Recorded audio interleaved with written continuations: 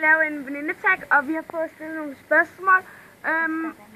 Og der er 10 spørgsmål til hver. Så nu vil jeg bare sige det første spørgsmål. Det første spørgsmål er, hvad hedder min yndlingshyggepony? Mellemfreja. Eller Freja. Hvor gammel er jeg? 12. Hvilken klasse går jeg i? 6. Og 6. hvad? 6. F. Ja. Hvad hedder min farmor? Søs. Nej. Det er en kvinde. Hun hedder Sigrid. Nå.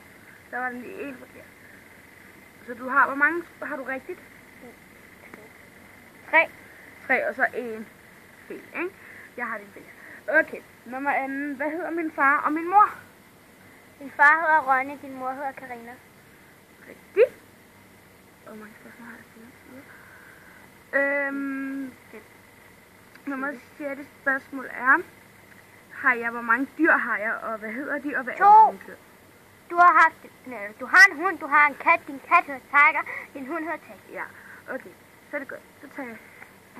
Okay, det næste spørgsmål er, hvad hedder jeg? Altså, hvad er mit havedyr? Edderkopper. Det er rigtigt. Okay, nu skal vi lige finde på det. Nej. Okay. Spørgsmål nummer 8 er, hvad hedder den skole, jeg går på? Kinderskolen. Nej, det var også lidt. Vi går på samme skole. Okay, hvad farve har vores bil?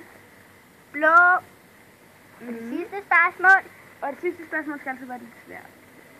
Hvor gammel tror du, min mor hun er? Er hun i 20'erne?